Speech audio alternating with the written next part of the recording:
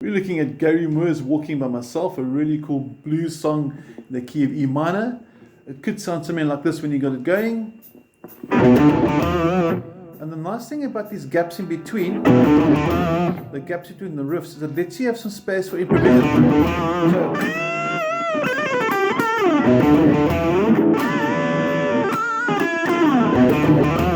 So you can play around those gaps to create some nice 2 and 3,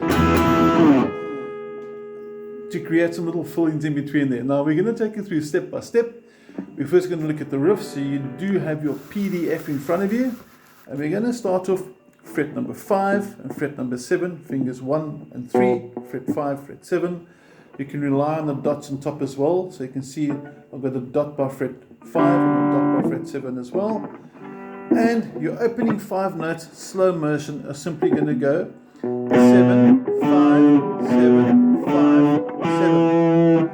Notice how we swap strings for the first 4 notes, and the last note ends up on the 5th string too. Now on the picking hand, we want to make sure you're using alternative strokes to help you with the speed.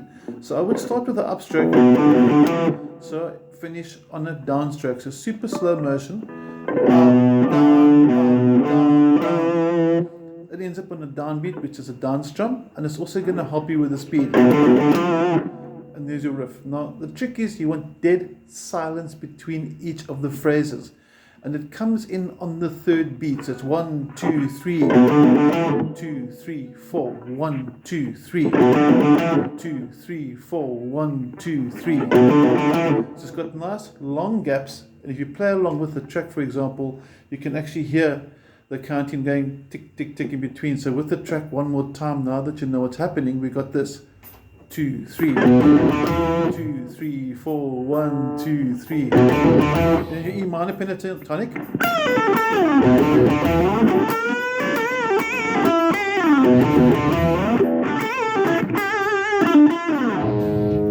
And you can put a lot of little fillings like that as well, but that's for after we've learned the song. Now, on the beginning of the song, if you listen to the original, he does the riff and he goes straight to the fills immediately, twice through.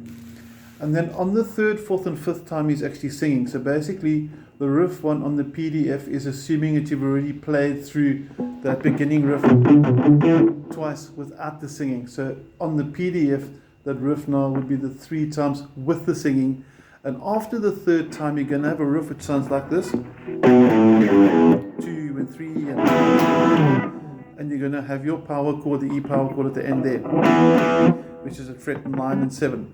Now the riff on that is actually quite easy. It's basically just going to go 7, 5, 3 open, and you jump up to fret 7 for the power chord. If you want to be fancy, you get a little E9 to get more of a bluesy tone if you really want to do that. If you want to try the E9th, it's going to look like this. Finger 1 is at fret number 6 on the 4th string from the bottom. Finger 2 is on the 7th fret on the 5th string, and then finger 3 goes flat across all 3 strings. So if you do more of a clear sound, for example, it would sound more like this. That's just a switch changing. Nice bluesy sort of vibe. And of course we're using a bit more of a hard rock vibe because the original one by Gary Moore, he kicks the overdrive into a different level. So you can do that as well if you want to. Now the next part of the song, super easy. It's simply going to go like this. Try and get more of an overview there. And you go down to fret number 2 on the 5th string, and you're going to do this.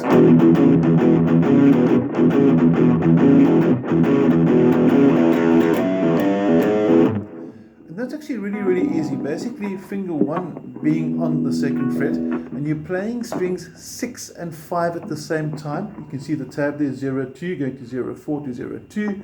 And the 2s and 4s are all on the A string, all on your 5th string. So slow motion, so they get the picking hand into the picture as well. You can see downstrokes the whole way through for this, just to try and get that nice driving rock sort of vibe. And slow motion, 1 and 2 and 3 and 4 and 1 and 2 and 3. But we want speed, 1 and 2 and 3 and 4 and 2 and 3 and 4 and 2, like that. I'm just putting my middle finger down so you can see better what my fingers are doing there. Otherwise, normally I have my middle finger up there, which might lead you to think it's actually doing something. It's not. Okay. Now it's 3 bars of this, and then you're going to have the 4th bar where it says Riff 3 between the E and A chords. It's going to go. Now you can do pull-offs like I did, like that, slow motion. Open, open, 2, open, pull off, 3, open, pull off, 4, open like that. That sounds quite cool, but if you want to pick it, also sounds very, very nice. I'm going to leave that up to your own personal sort of interpretation of the song. So you can pick it, or you can hammer on and pull off the whole way through. You can really have fun with the song. There's no real wrong way to do it. Okay, just to put everything together so far, we're going to now play the second line. We're going to do 3 bars of E and the transition riff. Are you ready? 1 and 2 and 3 and 4 and 1, 2, 3, 4. What happens next is on the 3rd line where it says riff for chord A, all that's really happened is you've come down a string, which means my picking hand now, which is moving in the right hand corner of your cell phone, also comes down a string. Only 1 bar this time, and the next one's a bit of a stretcher, so I'm going to focus now more onto our fretting hand, because that riff for chord B means that finger 1 comes back to the 5th string, your ring finger has to go to the 4th string, this, like I said, is the stretcher, and your pinky is going to boogie on and off your 6th fret of the 4th string. So slow motion. One more time. 1 and 2 and 3 and 4 and. So if you put it together at speed, the beginning of the 3rd line, nice big stretch. And just to help you with the technique as well, you can see over there, my thumb is quite low down on the fretboard. This helps him with the stretch. If I bring my thumb to the top, my hand naturally closes. I really can't get my pinky across. It's not going to happen. But if I drop my thumb, my hand can open up, and that's the secret to get that stretch. So over here, my hand is naturally closed. Watch my thumb's movement, and watch how my hand opens up to get that big stretch. So you can see the thumb there from the other angle. He's quite low down. Okay. And then to close it off, we've got a cool little run that's going to go. Now I put little zeros inside there as well. You don't have to. You can do it as on the tab. So it's going to go. Pinch harmonics, I just love them. Okay, so you don't have to put them in. You can if you want to. And that's pretty much a song. So it's not a difficult song. It's just fast. So I'm going to put the backtrack on again. I'm going to play it through the whole way up until that. And you can see exactly what's going to happen. Okay, here we go. 1, 2, 3. And you got your pause. I'm going to put a fill in now after the next one.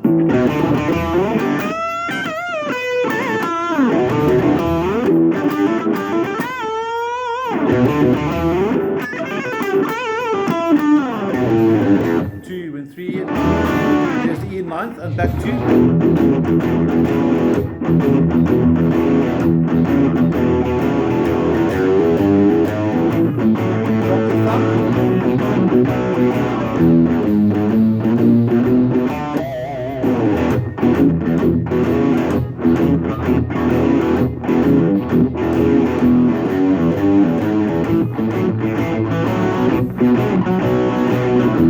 And then back to the beginning.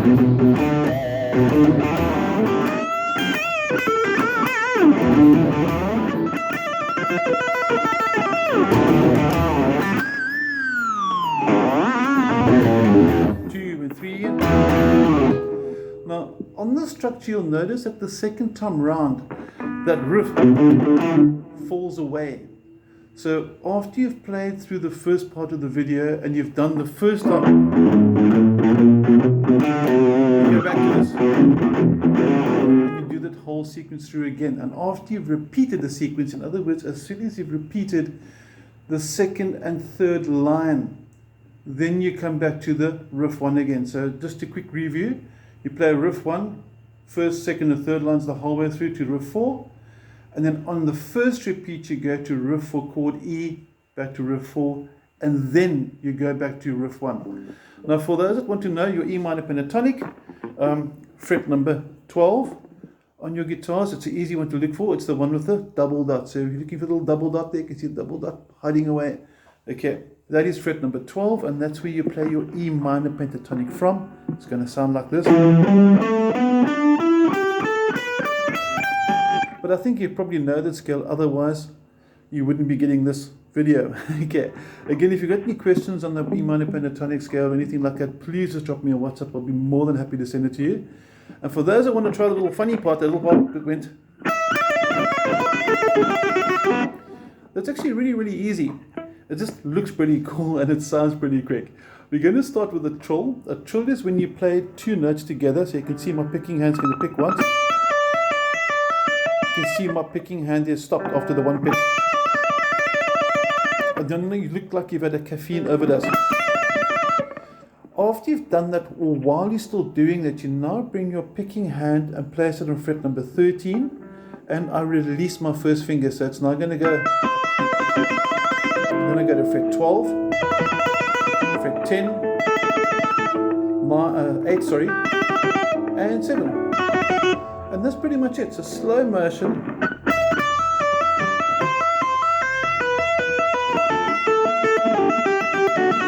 And a speed. And that's quite sweet. And obviously the tremolo. If you don't have a Floyd Rose like this over here, this is called a Floyd Rose.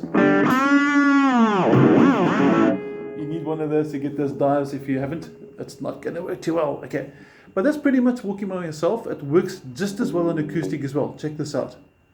And here's the acoustic. Also sounds cool. The riff sounds cool. Drop the thumb. So if you put it with the backtrack, we get something like this now. Same thing on acoustic guitar. Same gaps.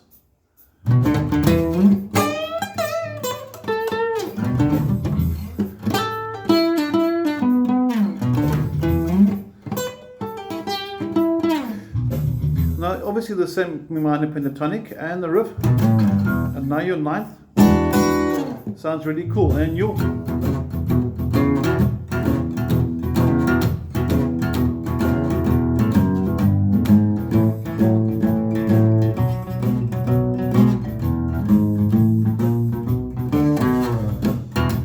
Back to the second line for repetition.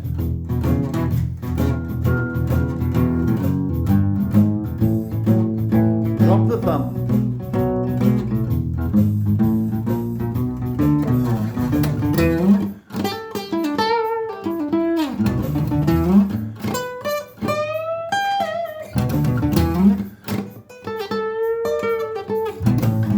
Two and three and it also works nicely for your acoustic guitar. So ideally electric guitar, but it sounds equally as kick-ass personally on an acoustic. So have some fun with it. If you've got any questions, let me know, and enjoy the improv and have a cool day. Thank you.